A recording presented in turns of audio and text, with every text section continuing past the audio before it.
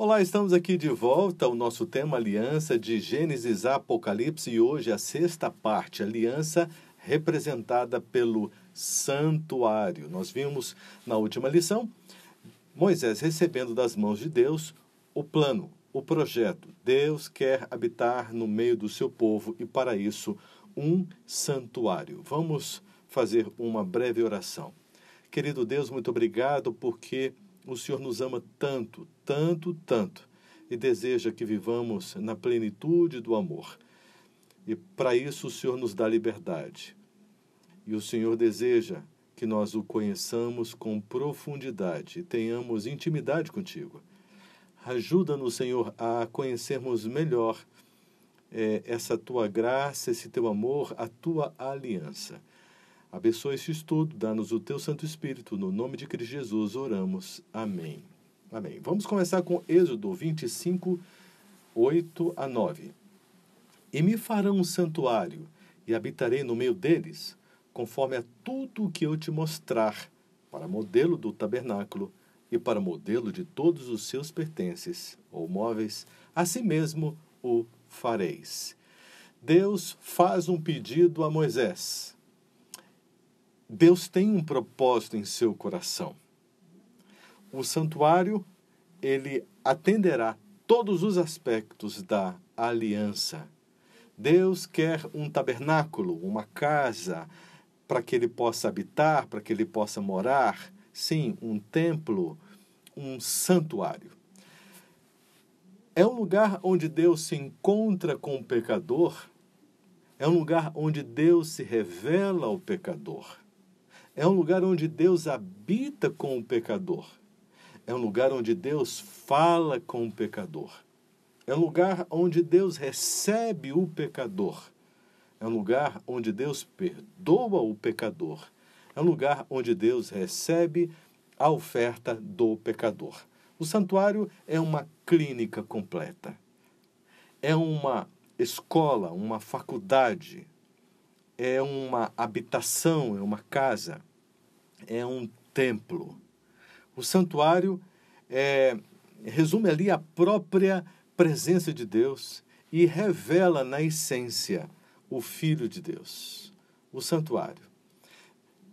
Se você olhar o nosso guia, você vai poder contemplar algumas imagens.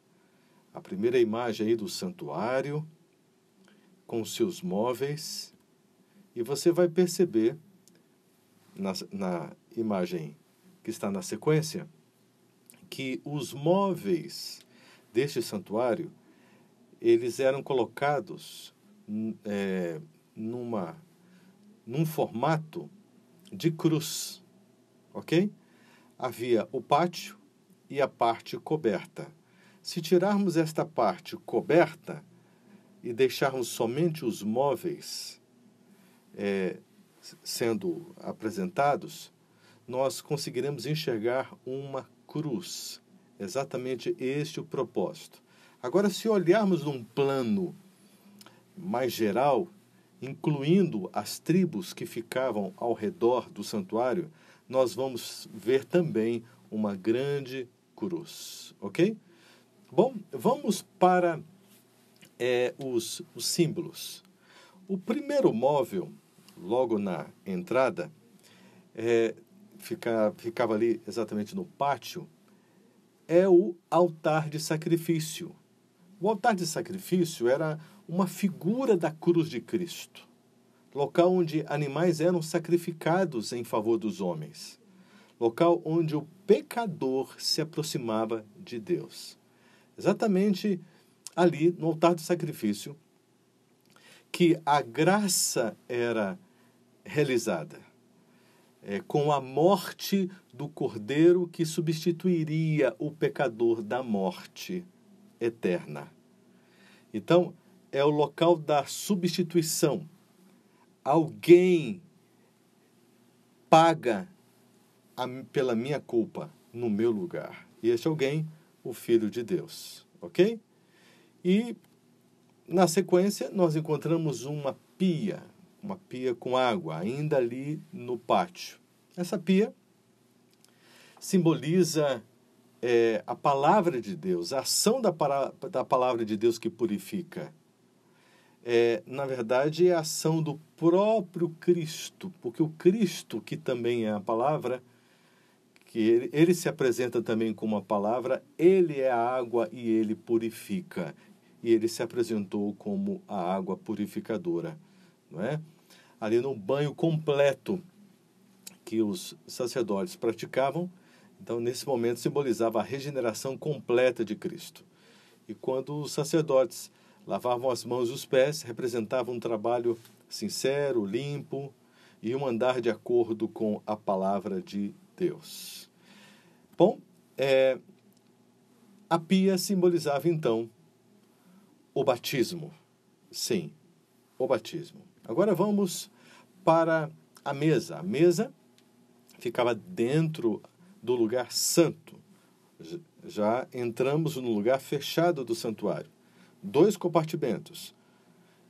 O lugar santo e o lugar santíssimo. No lugar santo, então, 3 móveis. O primeiro móvel, uma mesa com 12 pães. A mesa tipifica Cristo que sustenta com alimentação espiritual as pessoas. O pão da proposição, que é o pão da face ou da presença, o alimento espiritual. Jesus disse, eu sou o pão da vida. Ele é o alimento universal, servido diretamente da mesa de Deus para o sustento, para a nutrição espiritual de cada pessoa que aceita ser servido pelo próprio Deus. Não havia outro tipo de alimentação e não podia ser comido fora da tenda. Estes pães eram comidos no dia de sábado e trocados neste dia. 2 pilhas de pães simbolizam a união entre Cristo e a igreja, também a união entre os irmãos.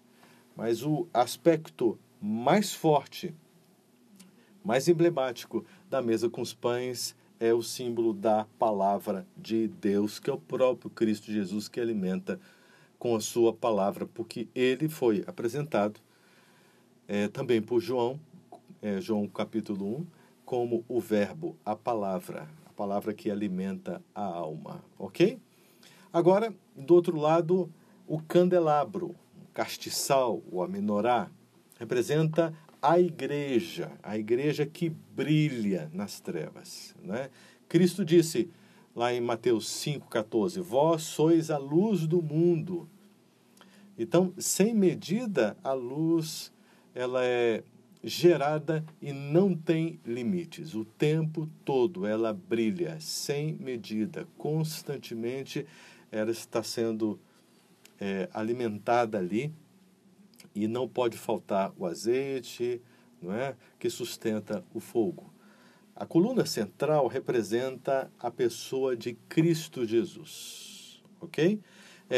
Estas hastes que ficam ligadas nesta haste principal representam aqueles que estão ligados em Cristo Jesus. E cada um tem o azeite e o fogo, simbolizando o Espírito Santo. Aqui nós temos um exemplo completo da Igreja de Deus. A Igreja de Deus, ela é Cristo Jesus no núcleo principal que sustenta aqueles que aceitam sua graça e seu oferecimento.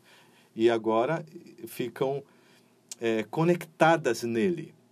E o Espírito Santo, então, ele produz, né, um fogo que vai, no conjunto, produzir também uma luz especial, que é a palavra de Deus, é o Evangelho sendo anunciado para dissipar as trevas contidas no coração das pessoas, ok? Então, um terceiro móvel é o altar da adoração, o altar de incenso, um local de adoração. É um local onde este incenso que subia representava as orações que deviam subir com um cheiro suave perante o trono de Deus. O altar do holocausto, do incenso, melhor dizendo, o altar do incenso, ele ficava ali na frente da cortina, né, e posicionado na frente da Arca da Aliança que ficava no lugar santíssimo, ok? Ali as orações eram realizadas, inspiradas pelo Espírito Santo. A intercessão se manifestava, acontecia ali constantemente pelo povo, pelas pessoas, não é? Então nós encontramos os 3 símbolos da intimidade com Deus: a palavra de Deus, não é? A mesa com os pães, o candelabro, que é a experiência no corpo de Cristo, a igreja, não é? E a missão de iluminar o mundo, e o altar de incenso, que é a oração, um estilo de vida de adoração, a comunhão com Deus, a intercessão. Então, aqui está o cerne do que Deus propõe em sua aliança, não é? Ele quer intimidade. Então, na plenitude do amor, da liberdade e do conhecimento, ela é adquirida pela graça de Cristo Jesus, mediante o uso que devemos fazer da palavra de Deus para nos alimentar, da oração, né, e do ministério da intercessão, estilo de vida de adoração, e da igreja, o convívio com a igreja e participando da missão da igreja. Aqui nós temos o símbolo completo da intimidade com Deus. Bom, observe que há um padrão no esquema da salvação. Eu quero falar um pouquinho sobre o padrão no esquema da salvação que nós encontramos no santuário, porque a aliança encharcada de sangue, ela tem um objetivo ao ser representada: salvar o ser humano. E Cristo faz isso e revela isso por meio do santuário. O lugar santíssimo nós vamos deixar para a próxima lição, mas vamos apresentar aqui alguns aspectos em relação ao padrão do esquema da salvação, ok? Em relação aos móveis, então, observe o seguinte, primeiro, um cordeiro pascal foi morto. Isso aconteceu simbolicamente ali no altar do holocausto, ok? Logo na entrada. E, em segundo lugar, a caminhada até o Mar Vermelho, isso representou a pia, né? Estamos nos referindo aqui ao povo de Israel experimentando, até mesmo antes de conhecer o santuário, experimentando na prática o santuário. Antes da saída, antes de serem libertados do Egito, eles viveram a experiência da Páscoa. Não é? O cordeiro foi morto e o sangue foi aplicado. Então, um símbolo do altar do holocausto. Ok? Agora, na sequência, a pia, não é? Então, o povo de Israel passando pelo Mar Vermelho é simbolicamente batizado na pia. Em terceiro lugar, o maná, ele é concedido, ok? Então, nós encontramos ali na mesa os pães dentro do lugar santo. O que Deus oferece diretamente da sua mesa para alimentar a humanidade? Aqui no sentido físico, o maná, o pão do céu servido, ok? Que é Cristo Jesus numa aplicação, ok? E no símbolo, o maná, ele representava exatamente a ação de Cristo Jesus de alimentar a alma humana. Agora, o quarto, Israel recebe a missão de ser luz para o mundo. Aqui a gente encontra o candelabro. Israel deveria iluminar o mundo com o evangelho, com o conhecimento que Deus estava permitindo que eles tivessem. Uma grande quantidade de luz. Então, eles estavam ali diante do privilégio de serem um candelabro, a igreja de Deus. Quinto, o povo é convocado para uma preparação, né, de oração, intercessão, enquanto Moisés subia para o monte, né, Sinai, para estar na presença de Deus. Então, o povo é chamado ali simbolicamente para o altar de incenso, para a intercessão e adoração, porque Moisés teria um encontro com Deus em nome do povo. E quando Moisés desce, então, do monte, ele desce com as tábuas dos 10 mandamentos, a lei do amor ou o código da aliança, ok? Então, até mesmo antes do santuário, a gente já vê na prática todo o processo de salvação e todos os símbolos sendo aplicados aqui de maneira muito prática na vida do povo de Israel, tá certo? Agora, observe mais algumas coisas comigo aqui, ó. Primeiro, Cristo desceu dos céus como o quê? Como o pão da vida, como o maná. Aqui a gente encontra a mesa, né? Cristo deixou sua luz brilhar sobre a igreja. Então, candelabro. Isso aqui está sendo percebido pela própria vida de Cristo Jesus. Cristo teve uma vida de intercessão. Então, o altar de incenso na vida de Cristo. Cristo foi batizado por João. A gente encontra aqui a pia. E Cristo foi crucificado, não é? E o corpo dele oferecido. E a gente vai conseguir ver esse símbolo por meio do altar do holocausto, não é? Estamos fazendo aqui aplicações para a gente entender que o santuário, os móveis do santuário, apresentam a Cristo Jesus e exaltam aspectos da vida do Filho de Deus no contexto da salvação, ok? Um pouquinho mais. Cristo veio e foi sacrificado, tá certo? O altar do holocausto. Ele foi purificado e ascendeu aos céus. Abençoou o candelabro, né? Deu-se como maná, intercedeu junto ao Pai sendo um sacerdote, entrou no Santíssimo como sumo sacerdote. Cristo Jesus vivendo a experiência do santuário. Agora, Cristo nasceu aonde?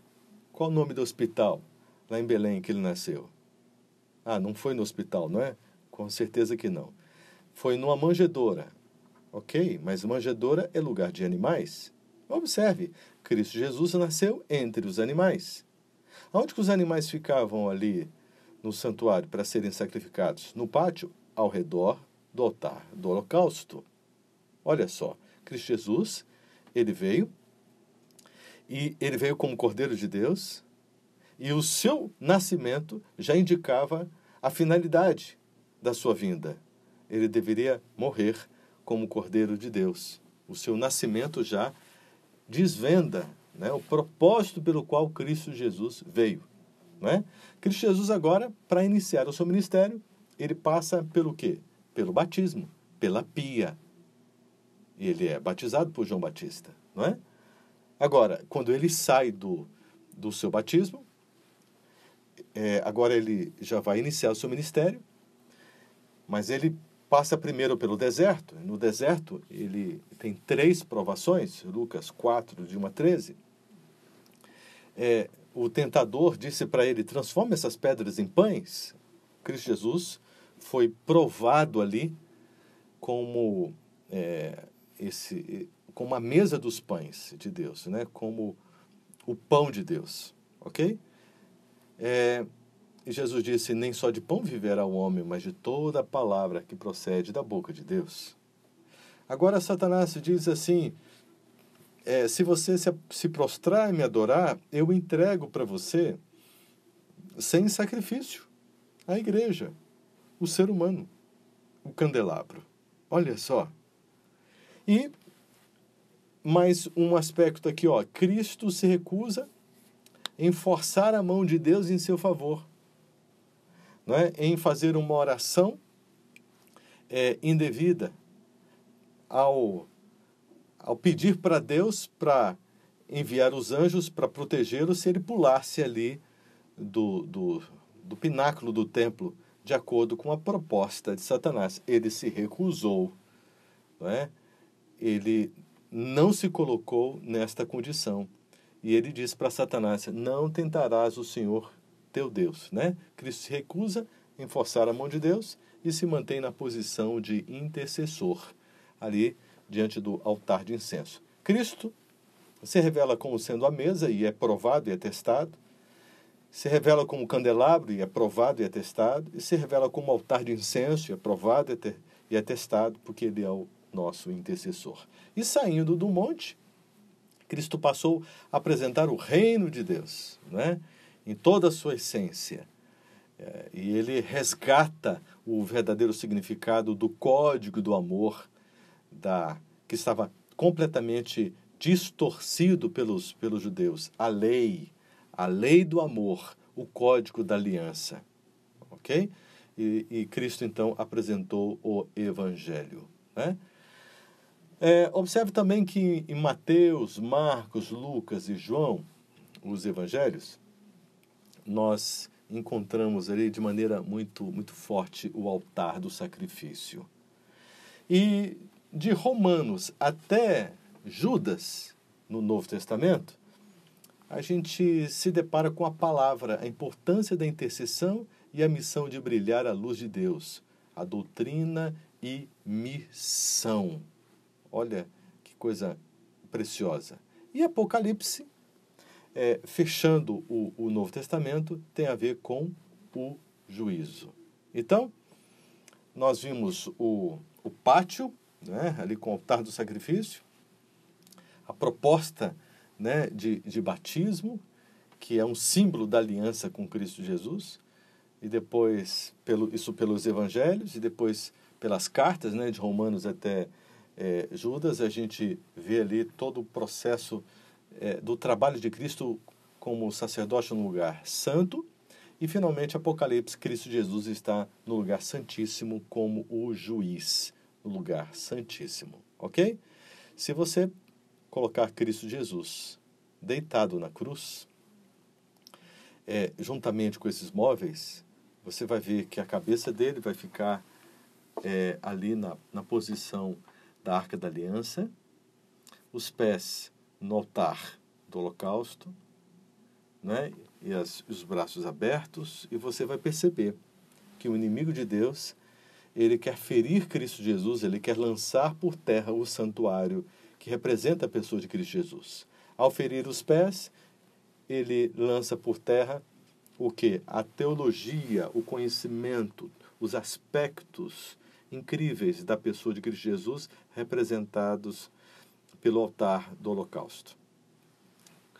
Um pouco mais acima, no lugar da pia com água, quando Cristo Jesus recebeu uma lança no lado direito, saiu água e sangue. Cristo Jesus é a água da vida. Suas mãos foram perfuradas também, a mesa com os pães e o candelabro.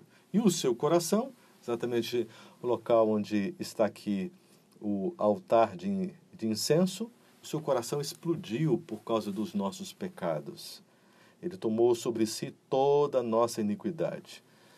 E a sua cabeça, né, recebeu aquela coroa de espinhos e ela foi ferida e sangrou. Cristo Jesus tem sido atacado tremendamente.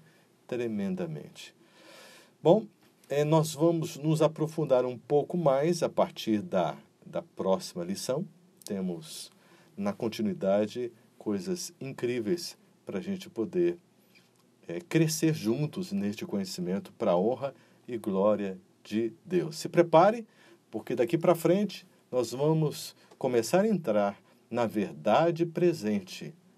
E aí vai mexer de uma maneira muito direta na nossa vida e vai abalar o nosso coração no sentido de nos constranger, né, diante do amor de Cristo Jesus e de fazer com que nós tomemos decisões para vivermos cada vez mais na essência desta plataforma da verdade, a plataforma da aliança com Deus. Deus te abençoe, Deus te guarde e até amanhã, se Deus quiser. Tchau, tchau.